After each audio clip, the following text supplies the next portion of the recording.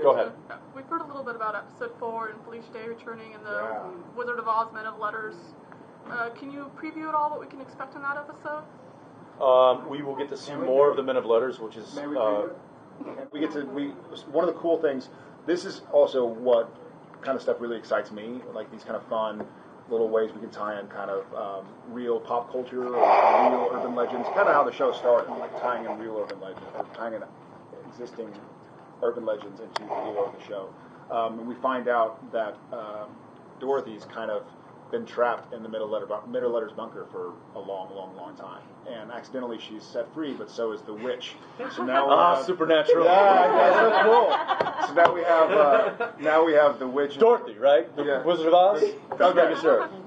So we have them running around our bunker, and we have to employ the help of kind of the coolest computer nerd we know to help us try and figure out what happened and how we can figure out more details on it. Enter Charlie. Who's awesome, rad. But that was a really fun episode. We also see a new part of the Men of Letters. A lot of new parts. They built up. I don't know if you guys have walked down there and taken a look at the set, but you're probably seeing a lot more than you've ever seen on garage camera because it was all But there's a giant garage, which is about time. I've been begging for that ever since we introduced the Men of Letters, because it's like, come on, really? Just leaving the Impala parked out on the street, covering up with some bushes and stuff. So baby's finally got some place to sleep. That's right. And now we actually have a kitchen. We've got more bedrooms. We've got a computer room. They've expanded that set, which is great, because it's always fun when you can flesh something like that out. Yeah, and it's become a nice home for Jensen and Jared to like have wall filming. Well, for 9 years we've never really gotten used to being on a set, except maybe Bobby's house. Maybe. But even still, they would change Bobby's house into other locations for certain, like. True. You'd walk into Bobby's house, and on the outside of Bobby's house, but then the books would be gone and be turned into like a hotel room. What are they to Bobby's? And they'd obviously put all the set dressing back. But this is nice to have something that I don't think the Middle Letters bunker is going to double as like a.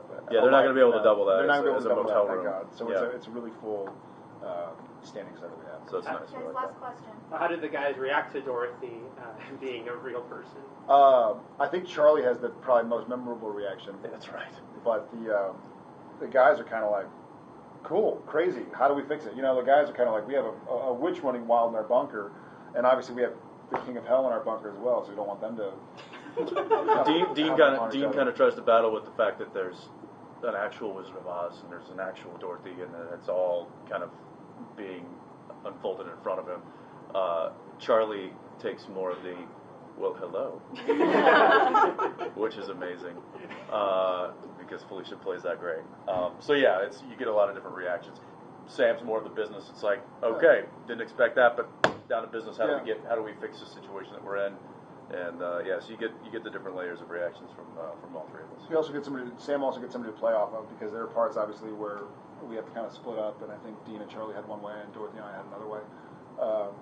So we also get to see into Sam's psyche a little bit, because he kind of opens up to Dorothy in ways that he wouldn't have opened up to Dean or Charlie or Crowley or Kevin or Cass.